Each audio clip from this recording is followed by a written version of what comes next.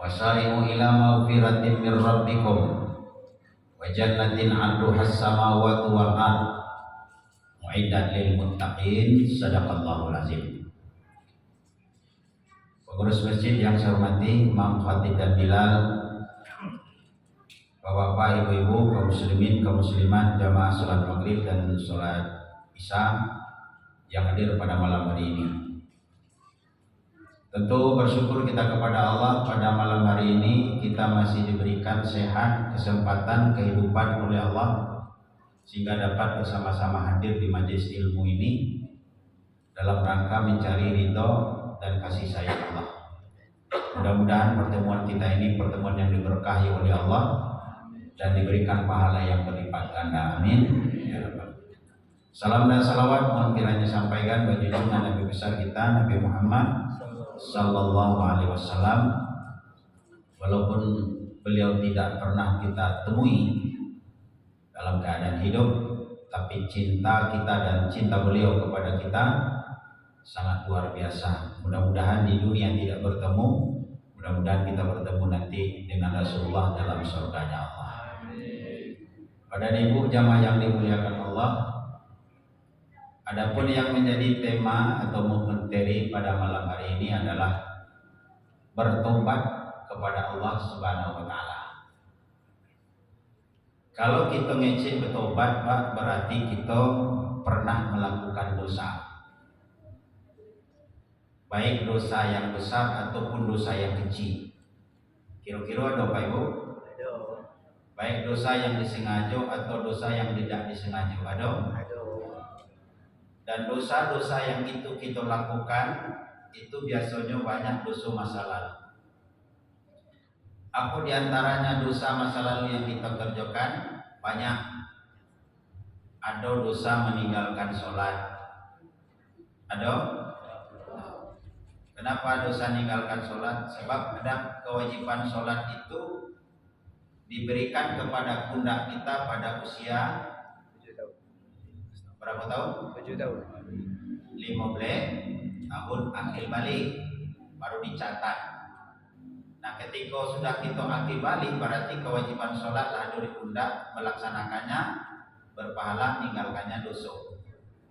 Dan kita dulu masa lalu waktu umur 15 dulu mungkin sampai 20 sampai 30, karena agama kita kurang, orang tua juga tidak mendidik dengan agama yang baik, rumah kita memang jauh dari pendidikan agama, maka ketika itu kita tidak sholat sampai umur 30, 40, 50 dan sembahyang.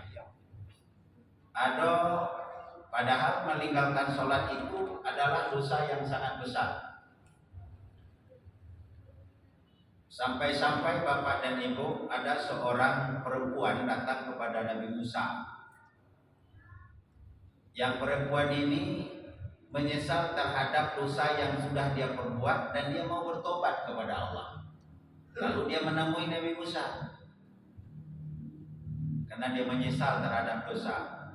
Wahai Nabi Musa, aku ini mau bertobat dari dosa yang aku kerjakan. Silakan, kata Nabi Musa, tapi dosa aku ini besar.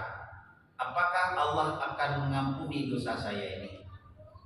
Kata Nabi Musa, Allah Maha Pengampun. Pengampun Allah itu jauh lebih besar daripada murkanya Allah.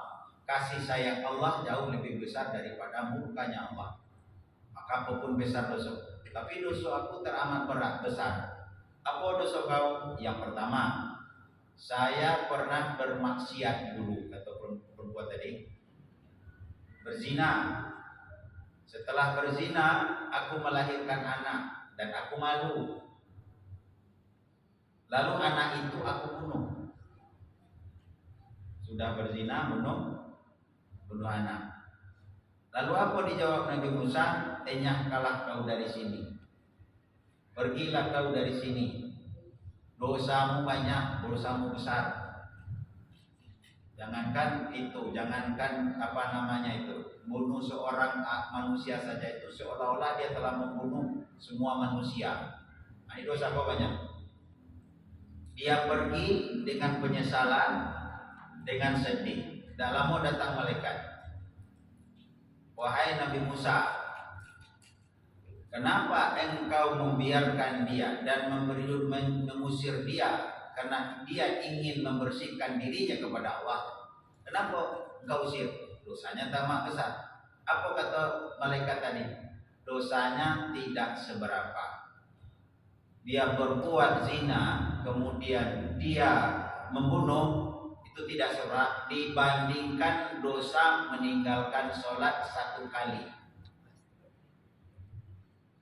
Jadi meninggalkan sholat disengaja 1 kali jauh lebih besar dosanya ketimbang dia berzina dan dia membunuh anaknya sendiri. Begitu pentingnya sholat. Nah itu punya masa lalu dulu banyak meninggalkan sholat.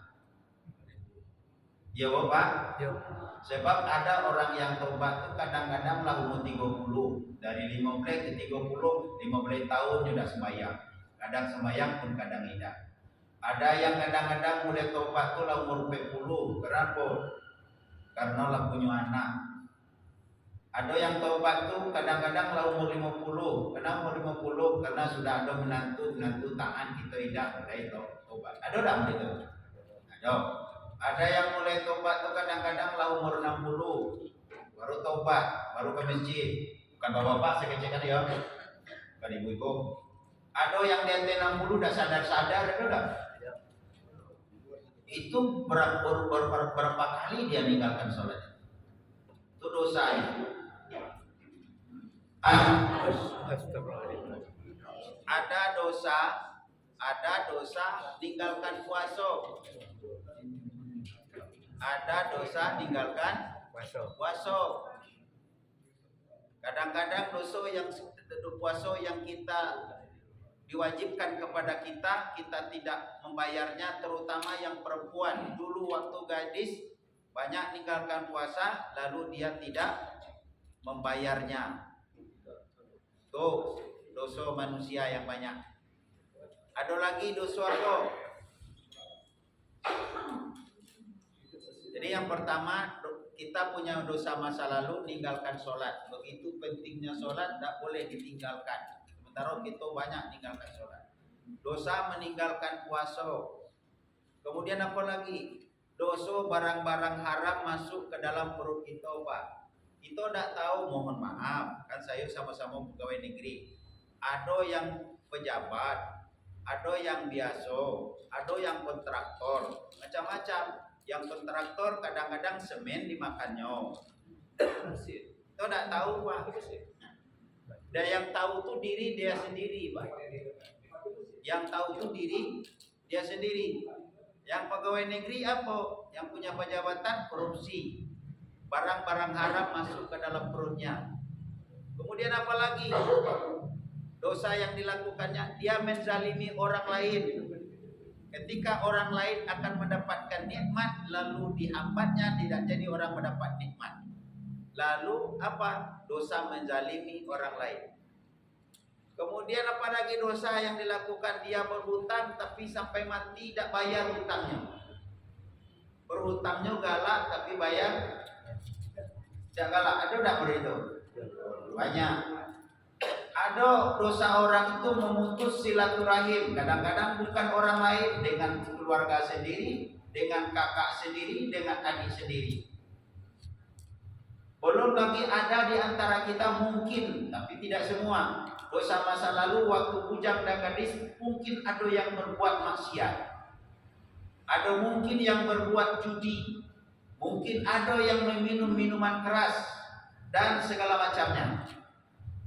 Maka itulah ketumpuan dosa kita kepada Allah. Banyak apa dikit Pak Ibu? Banyak. Tapi walaupun banyak demikian, jangan kita berputus asa dari rahmat Allah. Kenapa? Sebab kalau kita bertobat kepada Allah, maka Allah akan terima tobat kita. Kapan harusnya kita bertobat? Wasari'u ila maghfiratin mir rabbikum wa jannatin arduhas samawati wal ard uiddat lil muttaqin. Bersegeralah kamu kepada ampunan Tuhanmu yang mempunyai surga seluas langit dan bumi. yang disediakan bagi orang-orang yang bertakwa. Kemudian apa lagi? Bukan kita aja, tapi kita diajak juga. Apa kata Allah? Ya ayyuhalladzina amanu tubu ilallah taubatan nasuha. Hai orang-orang yang beriman, bertaubatlah kamu kepada Allah dengan sebenar-benarnya bertaubat. Jadi Allah berikan kesempatan. Kita punya dosa masa lalu Bapak dan Ibu yang sudah kita sebutkan macam-macam tadi. Alhamdulillah, apa alhamdulillah? Untung kita diberikan oleh Allah umur panjang, Pak. Apa umur panjang yang diberikan? Seperti ada yang berumur 60, ada tak? Ada yang 65, ada yang 70, ada 75. Untung kita diberikan umur yang panjang oleh Allah untuk bisa memperbaiki diri. Coba bayangkan Pak, umur 50 perlu bertobat, dosanya banyak, sholat tidak, sampai umur 30 sampai 40 tidak sembahyang, kalaupun sembahyang sekali-sekali, tidak bayar zakat, tidak puasa, berbuat maksiat, maling, kemudian barang-barang haram masuk. Lalu umur 40 kita dipanggil oleh Allah Pak.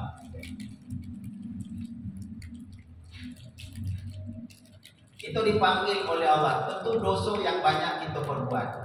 Dan untung kita ini Allah sayang kepada kita, diberikan umur yang panjang. Maka benar kata Nabi, orang yang baik itu adalah panjang umurnya, banyak ibadahnya.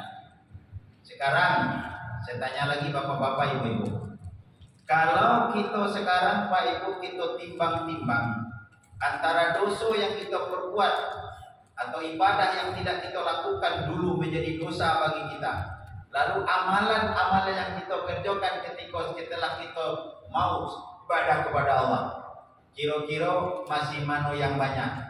Dosakah yang banyak atau amalan kita yang banyak? Dosa yang banyak. Benar. Tetapi Bapak Ibu jamaah yang dimuliakan Allah, yang penting bukan itunya, bukan yang salah satunya dosa orang itu menyebabkan dia masuk neraka, tidak, atau amalan dia yang menyebabkan dia masuk surga, juga tidak. Tapi yang menyebabkan dia masuk neraka kadang-kadang dosanya tidak seberapa.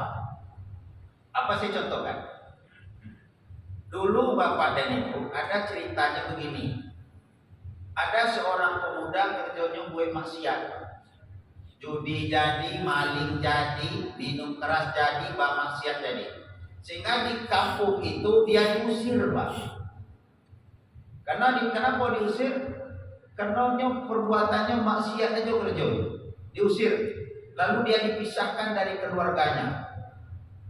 Lalu apa? Diasingkan, Pak. Dan ketika dia diasingkan itu dia menyesal. Kenapa saya harus berdosa? Salah satu orang bertobat itu ada penyesalan. Dan dia menyesal saya berbuat dosa, sehingga saya apa? Dikucilkan dari masyarakat. Nah ketika penyesalan itu sudah muncul dan dia kepingin bertobat, dia berjalan. Dan di dalam perjalanan itu dia melihat sebuah telaga. Dan telaga itu memiliki air, dan ada anjing di depan telaga itu ingin mengambil air karena sudah payah dia julur-julurkan lidahnya tapi tidak mampu. Ditengok oleh pemuda tadi. Setelah ditengok oleh pemuda tadi, kasihan pemuda tadi. Lalu dibukanya sepatu botnya, lalu diambilnya air tadi, dikasihnya kepada anjing tadi. Anjing itu merasa hausnya hilang dan pemuda tadi bahagia. Akhirnya apa kata Allah? Dia adalah mendapat rahmatku, masukkan dia ke dalam surgaku. Kenapa? Karena dia sudah bertobat dan punya belas kasihan. Kan gampang aja kalau kita Bapak dan Ibu kalau ingin mendapatkan rahmat Allah. Sehingga dalam hadis itu sayangi yang di bumi, maka yang di langit akan menyayangi. Tapi ada sebaliknya Pak, mudah oleh Allah untuk mencelakakan. Apa? Ada seorang perempuan itu taat ahli ibadah. Lalu apa? dia buat kesalahan. Ada seekor kucing dia kurung, Pak. Kucing yang dia kurung kan binatang juga tuh, Pak. Dia tidak kasih makanan, dia tidak kasih minuman. Kenapa dia kurung, tidak kasih makan, tidak kasih minuman? Karena kucing ini tadi maling makanan dia. Seorang perempuan tadi aliran, maling makanannya, ditangkapnya kucing itu tadi, kemudian dikurungnya, tidak dikasih makan, tidak dikasih minum, lalu kucing itu mati. Apa kata Allah? Masukkan dia ke dalam neraka, kata Allah kepada malaikat. Kenapa? Karena dia tidak punya belas kasihan, padahal dia ahli ibadah. Jadi Bapak Ibu jamaah yang dimuliakan Allah, yang kita cari sebenarnya adalah ketika bertobat itu adalah keridhaan Allah dan kasih sayang Allah. Biarlah dikit ibadah kita, tapi Allah ridho dengan apa yang kita lakukan. Daripada banyak ibadah kita, kadang-kadang timbul ujub, timbul sombong. Yang paling taat dibenci saya, yang paling hebat saya. Maka orang yang sombong itu Allah benci. Dan jangan mudah kita memvonis seseorang, Pak. Misalnya ada orang yang tak sembahyang, Pak. Ada orang tak ke masjid, nah neraka lenanggung. Dikiranya yang punya yang baik neraka, sehingga mudah memasukkan orang ke dalam neraka. Nah, belum tentu, Pak. Kita yang taat model gini, lalu kita sombong, lalu kita ujub, lalu hidayah dicabut oleh Allah. Di ujung kematian kita dalam keadaan kafir itu yang neraka sebenarnya. Tapi orang tadi yang kita kecek tidak taat, kita tidak sembahyang, kita kecek kafir. Ternyata di ujung ayatnya dia diberi hidayah oleh Allah, dia bertobat, dia masuk Islam. Dialah yang paling mulia di hadapan Allah. Jadi Bapak dan Ibu, jamaah yang dimuliakan Allah, bersegera kepada ampunan Allah. Bagaimana syaratnya? Syaratnya ada 4. Satu adalah menyesal terhadap dosa yang kita lakukan. Yang kedua, berjanji tidak mengulang lagi. Yang ketiga adalah dibuktikan dengan memperbanyak amal ibadah. Kalau dulu dikit ibadahnya, sekarang diperbanyak ibadahnya. Yang keempat, kalau masalah hak-hak orang lain, itu kita minta ridho. Kalau pernah kita zalimi orang, kita minta maaf. Kalau kita berhutang, maka kita bayar hutang itu. Nah, itu caranya, itu yang bertobat, Pak. Itu yang bertobat. Ciri orang yang diterima tobatnya, dia tafakur fiddin. Dia tetap bersemangat dalam beribadah, bersemangat untuk mencari ridha Allah tadi. Itu salah satunya itu. Baik Ibu jamaah yang dimuliakan Allah. Kemudian tadi bapak-bapak nyebut, kalau meninggal malam ini banyaklah dosa ketimbang pahala, maka kita pun tidak boleh berputus asa. Kenapa? Karena kita masih berikan kesempatan oleh Allah beribadah. Nah, jangan mengimbanginya tuh ya. Dosa saya banyak dulu dengan usia yang tersisa ini. Kenapa? Sebab usia yang tersisa kok belum tentu kita ini. Jangan-jangan dalam 3 tahun kok ada di antara kita yang meninggal. Jangan-jangan dalam 2 tahun itu ada di antara kita yang meninggal dunia. Jangan-jangan dalam tahun ini ada di antara kita meninggal. Atau jangan-jangan dalam bulan ini yang meninggal dunia. Kan kita tidak tahu, Pak. Nah, kalau itu yang kita ambil patokannya, maka apa yang harus kita lakukan? Aduh, caranya. Gimana caranya? Lakukanlah amalan-amalan kecil tapi pahalanya besar. Untuk ngimbangi apa? Ngimbangi dosa tadi. Cari amalan kecil tapi pahalanya besar. Setuju tak Bapak Ibu? Setuju kan? Setuju nih aneh. Kalau perlu Bu ya, tidak beribadah tapi ada pahala. Nah, setuju nih belum. Nah, ada ibadah kecil tapi ibadah kecil itu pahalanya besar. Apa itu ibadahnya? Di antara kita inilah tahu, Pak. Cuman ada yang sudah melakukan, ada setengah melakukan, ada yang tidak bisa melakukan sama sekali. Padahal di kita lakunya nih, Pak. Apa salah satunya? Kata Nabi, ibadah kecil, pahala besar adalah membaca Al-Quran. Butuh tenaga kuat tak baca Quran? Tidak, tapi pahalanya luar biasa, Pak. Apa bagi orang baca Quran? 3 keutamaan bagi orang baca Quran itu, Pak. Pertama adalah orang yang membaca Quran itu akan mendapatkan pahala. Maka di dalam hadis An Abdullah bin Mas'ud yaqulu qala Rasulullah sallallahu alaihi wasallam, man qara'a harfan min kitabillah falahu bihi hasanatun wal hasanatu bi asyril amsalihah la aqulu alif lam mim harfun walakin alif harfun walam harfun wa mim harfun. Abdullah bin Mas'ud, semoga Allah meridainya, Rasulullah bersabda, barang siapa yang membaca 1 huruf dari kitab Allah Al-Quran, maka baginya 1 pahala dan kebaikan itu dilipat gandakan menjadi 10 kali lipat. Aku tidak mengatakan alif lam mim 1 huruf, tapi apa? Alif 1 huruf, lam 1 huruf, mim 1 huruf. Berarti 3 huruf. 3 kali 10 30. Hadis riwayat Tirmizi. Itu pahala, Pak. Besar pahala. Apalagi keutamaan baca Quran? Yang kedua, Al-Quran itu nanti akan memberikan syafaat. Yang akan memberikan syafaat itu apa artinya? Bulan yang lalu saya sampaikan. Apa artinya syafaat, Pak Ibu? Pertolongan. Tolongnya mendoakan kepada Allah, minta kepada Allah. Maka salah satu orang yang baca Quran itu adalah dia akan diberikan syafaat oleh Al-Quran. Maka Nabi mengatakan, Iqra'ul Quran fa innahu ya'ti yaumal qiyamah syafi'an li ashabihi. Bacalah Al-Quran, kata Nabi, sebab dia akan datang pada hari kiamat untuk apa? Syafi'an li ashabi. Dia akan memberikan syafaat, pertolongan kepada sahabatnya. Siapa sahabat Al-Quran? Sahabat itu apa artinya, Pak? Hubungan dekat. Hubungan dekat, orang yang selalu dekat membaca Al-Quran. Maka dia akan memberikan syafaat. Maka Al-Quran itu kan berkata nanti, ya Allah, orang ini, hambamu ini lalai tidurnya. Kenapa? Karena membaca aku. Maka berikan dia syafaat. Maka Allah berikan syafaat melalui Al-Quran itu tadi.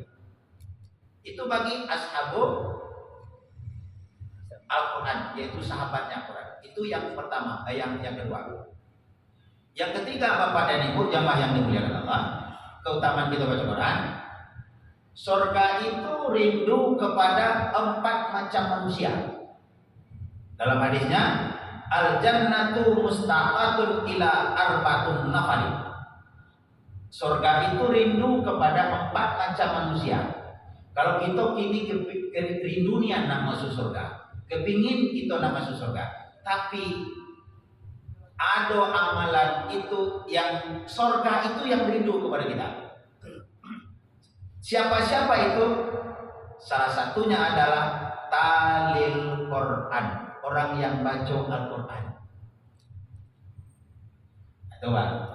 Nyokan itu tadi yang baca Quran, yang puasa Ramadan, kemudian yang menjaga lidahnya, yang memberikan makanan orang yang kelaparan, itu PA. Salah satunya adalah talil Quran, orang yang baca Al-Quran. Itu Pak.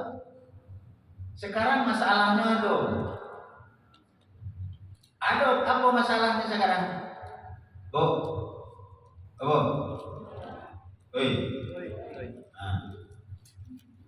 Ada masalahnya.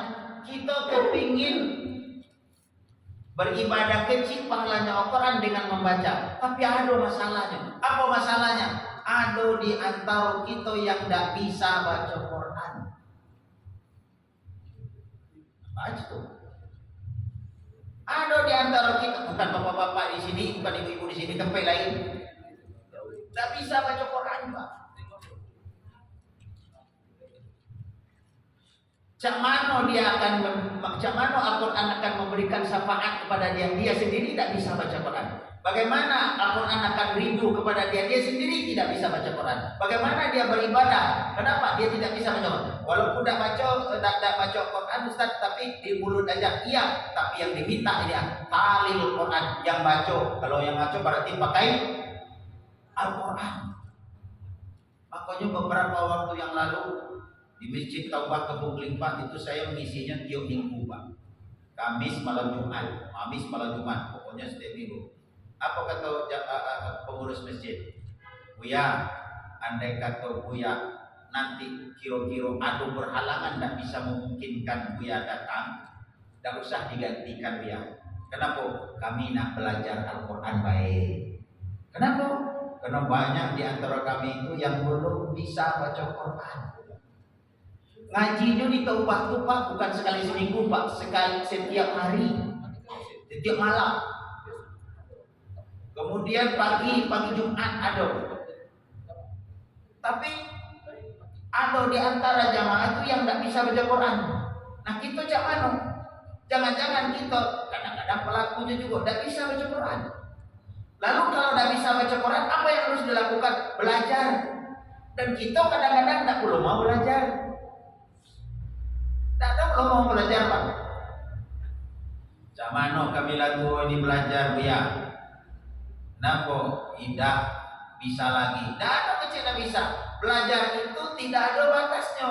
Minal mahdi ilal tadi dari ayunan sampai mati. Oh, cak mano kami nak belajar, biarlah malu lah gaya-gaya kau belajar. Biarlah malu dengan manusia daripada malu nanti dengan Allah.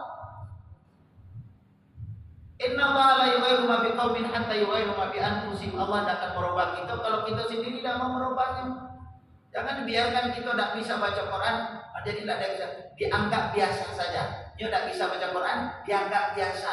Tapi di hadapan Allah, 3 keutamaan tadi. Yang baca Quran dapat syafaat, yang baca Quran dapat pahala, yang baca Quran diundang di surga. Macam mana kalau membaca Quran tidak bisa?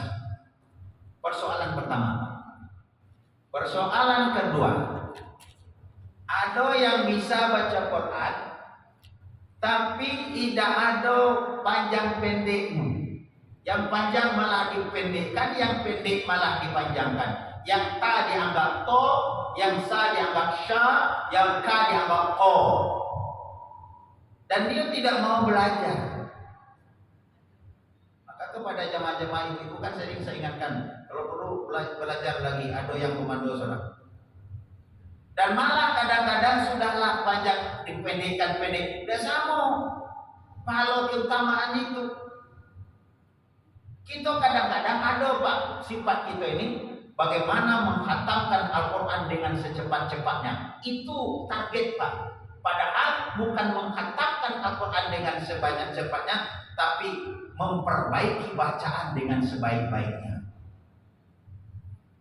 Oh ya, pulang katam Quran. Orang pulang katam, latih bukan katamnya. Padahal katam dia membaca Quran itu kencang, kemudian panjang dipendekkan, pendek. Contohnya aja Pak. Iyalah kalau Al-Quran kita baca biasa. Kalau Al-Quran dalam sholat Pak, ada Al-Quran dalam sholat yang wajib menjadi rukun, apa namanya itu Pak? Al-Fatihah. Kalau ayat salah kita baca masih dimaklumi Pak, sebab ayat-ayat selain Al-Quran itu cuma sunnah, ayat. Tapi Al-Fatihah itu rukun Pak, tidak bisa salah. Contohnya aja, Iyyaka na'budu wa iyyaka nasta'in. Betul salah? Salah, tapi kelihatannya benar Pak. Kelihatannya benar, kalau perlu pakai irama-irama. Tapi ketika menyebut Iyyaka na'budu wa iyyaka nasta'in, di mana salahnya? Iya. Tasdiknya yang tidak ada kan? Yang benarnya ditasdikkan dulu. Iyyaka na'budu wa iyyaka nasta'in. Itu satu. Yang kedua apa? Ihdinas siratal mustaqim. Yo kadang-kadang baca ihdinas siratal mustaqim. Dan dia menganggap biasa Pak. Maka dosa yang sudah kita banyak tadi Pak, lalu kita tuh tambal dengan sholat. Belum tentu sholat kita ini akan diterima oleh Allah. Kenapa? Karena main-main ketidakmampuan kita dan tidak mau belajar. Makanya ada yang dulu saya sampaikan ke Ustadz Jaber, ada orang yang sudah 60 tahun sholat, tapi selama 60 tahun itu tidak diterima sholatnya oleh Allah. Tak ngeri gitu Pak. Nah, salah satunya mungkin itu. Ihdinas siratal mustaqim. Ta, to dibaca ta. Seharusnya apa? Ihdinas siratal mustaqim. Bukan kim tapi qim. Ada satu lagi. Siratal ladzina an'amta 'alaihim ghairil maghdubi 'alaihim. Coba kadang-kadang ghairil maghdubi 'alaihim. Maghduba. Itu salah jahli kalau MTQ. Maghdu. Dua kata dua kali salah. Apa dua kali? Maghdu. Bukan ma tapi ma. Ghair. Kalau man itu hamzah, dia oi. Kemudian du, bukan du tapi du. Ghairil maghdubi alaihim waladdallin. Nah itu baru Al-Fatihah. Nah kita kadang-kadang memposisikan diri cepat-cepat kata, kadang-kadang tidak tahu panjang dan pendeknya. Makanya orang yang membaca Al-Quran dengan tartil yang baik itu kualitas pahalanya jauh lebih baik daripada orang yang kadang-kadang tidak memperdulikan panjang dan pendeknya. Itu Al-Qurannya juga. Tuh. Itu yang pertama. Ibadah kecil, pahala besar. Satu tadi apa tadi? Baca Quran. Ada 3 keutamaan baca Quran. Yang pertama, setiap huruf pahala 10. Yang kedua, Al-Quran dapat memberikan syafaat. Yang ketiga, undangan surga. Itu yang pertama. Sering-sering. Yang kedua, ada ibadah kecil tapi pahalanya juga besar, Pak. Dan kita sudah punya, cuma kadang-kadang tidak ingin. Makanya Ustaz menginginkan. Apa itu? Membaca surat Al-Ikhlas sebelum tidur.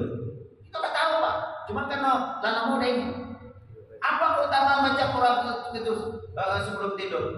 Kata Nabi dalam sebuah hadis Pak, An Abi Sa'id al-Khudri radhiyallahu anhu qala Rasulullah sallallahu alaihi wasallam la ashabil ayat jizu ahadukum ayyaqra'a al-Qur'an fi lailatin fasaqqa zalika alaihim wa qalu ayyuna yutiqu zalika ya Rasulullah wa qala Allahu wahidun samad sulusul Quran. Dari Abu Sa'id Al-Khudri, semoga Allah meridainya, Nabi bersabda, apakah seorang kalian tidak mampu ia membaca sepertiga dari Al-Quran pada setiap malamnya sebelum tidur? Sepertiga dari Al-Quran sebelum tidur, sepertiga. Sepertiga itu berapa juz Pak? 10 juz. 1 juz berapa lembar? 10 lembar. Berarti 10 kali 10 100 lembar. Sanggup tak bapak-bapak, ibu-ibu baca Quran 100 lembar sebelum tidur? Tak sanggup kan? Pasti tak sanggup. Tapi apa kata sahabat? Benar kecil sahabat.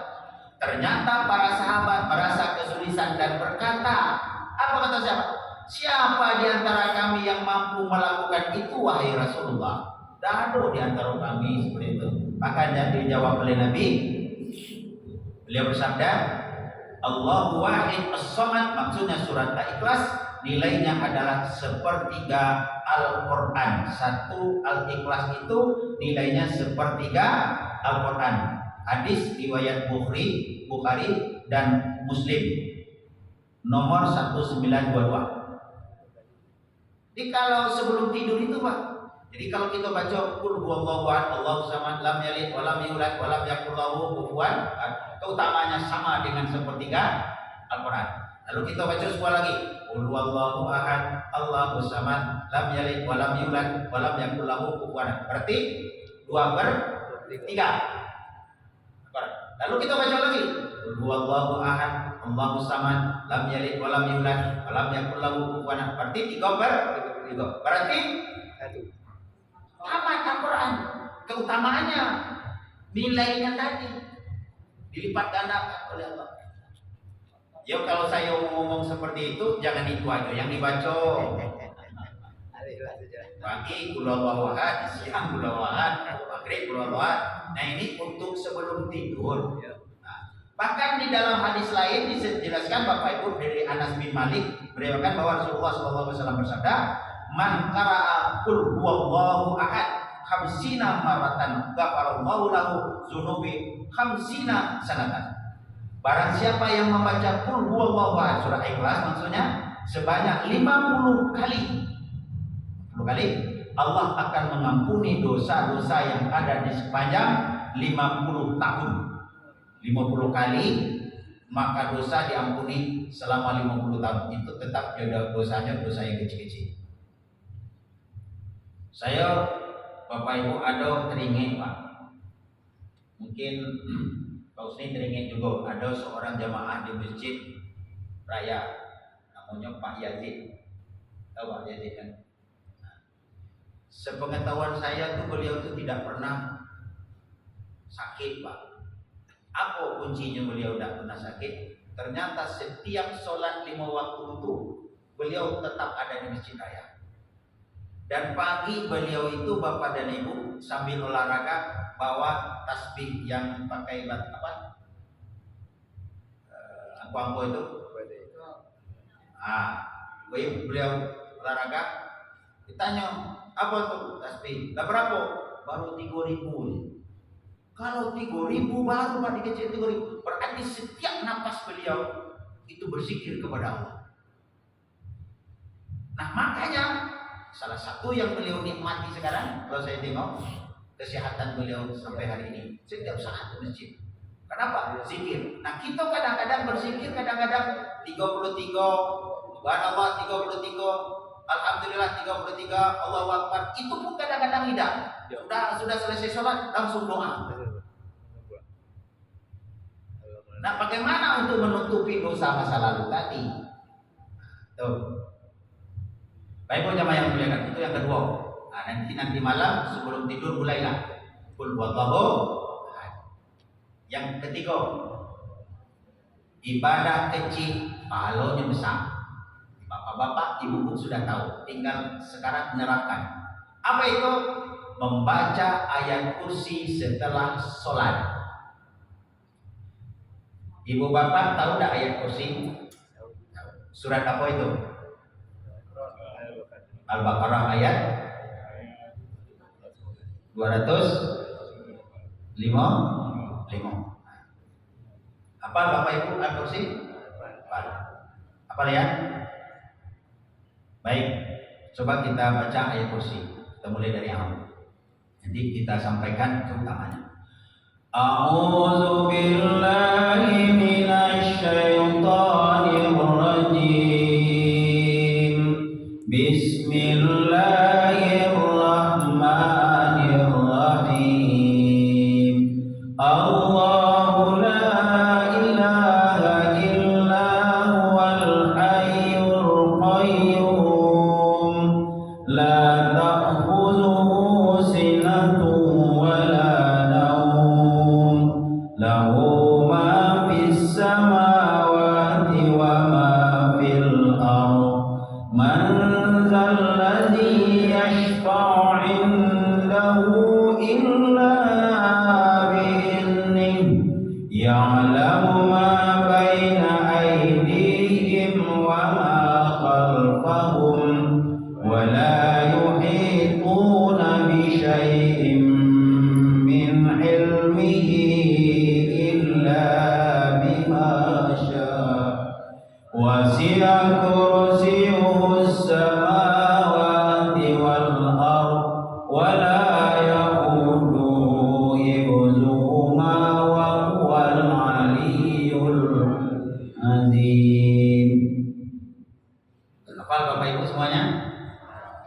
Kalau ada yang tidak hafal terlalu. Kalau ada yang tidak hafal terlalu.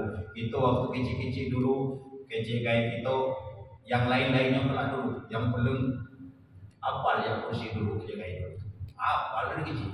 kalau ada yang tidak hafal sekarang telat. Lalu apa keutamaan membaca ayat kursi itu setelah selesai sholat? Di dalam hadis An Abi Umamah qala Rasulullah sallallahu alaihi wasallam man qara'a al-ayat al-kursi fi zuburin kulli salatil maktubah lam yamna'hu min dukhulil jannah illa ayyamut. Dari Abu Umamah Bahir radhiyallahu anhu berkata, bersabda Rasulullah sallallahu alaihi wasallam, barang siapa yang membaca ayatul kursi setiap selesai sholat fardu, maka ia tidak terhalang masuk ke dalam surga. Jadi ayat kursi itu untuk melancarkan kita masuk ke dalam surga. Padahal ayat kursi itu bukan itu aja sebenarnya Pak, banyak. Kalau bapak-bapak, kalau kita ingin berangkat dalam perjalanan, sebelum kita berangkat, apa yang kita baca? Ayat kursi. Dalam perjalanan ada rasa takut kita baca ayat kursi. Sebelum tidur supaya kita tidur itu nanti tidak mendapatkan mimpi yang jelek, baca ayat kursi. Tengah malam kita bangun mimpi jelek, baca ayat kursi. Ada jin masuk ke dalam tubuh, nak keluarkan jin itu dari tubuh manusia dengan surat ayat kursi.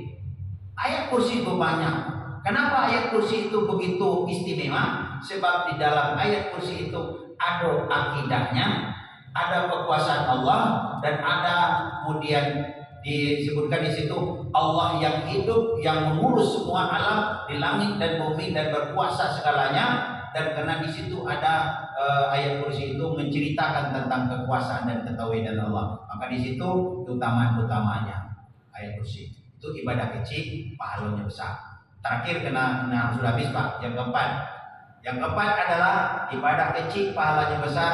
Di antara lagi adalah menghafal 10 ayat dari surat Kahfi, dari ayat 1 sampai 10 Pak. Hafal Bapak Ibu? Surat Kahfi surat yang keberapa? 18. Juz keberapa? 15. Dimulai dengan Alhamdulillahilladzi anzala ala abdihil kitaba wa lam yaj'al iwaja qayman liyunzira ba'dan syadidan min ladunhu wa yubashshiril mu'minina alladzi ya'maluna as-solihati anna lahum ajran hasanah ma'ithina fihi abada. Sampai 10. Dapat kalau Bapak Ibu? Kalau yang dapat oleh Bapak dan Ibu, berbahagialah, bersyukurlah. Kenapa? Karena di situ dijelaskan barang siapa yang hafal 10 ayat dari awal surat Al-Kahfi, maka ia akan terlindung dari fitnah Dajjal. Hadis riwayat Ahmad, hadis riwayat Muslim dan Abu Dawud. Baik Ibu jamaah yang dimuliakan Allah Subhanahu wa taala, demikian saja yang bisa sampaikan karena waktu sudah masuk, tidak ada tanya jawab. Subhanallah wa bihamdika asyhadu an la ilaha illa anta astaghfiruka wa atubu ilaik. Assalamualaikum warahmatullahi wabarakatuh. Waalaikumsalam warahmatullahi wabarakatuh.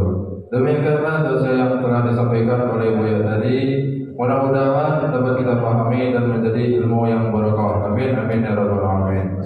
Untuk itu sekali lagi kami ucapkan terima kasih kepada Buya yang telah mengisi pengajian pada malam hari ini.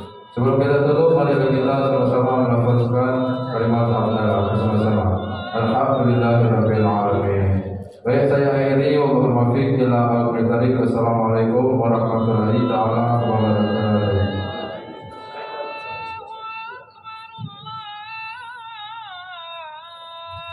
Allah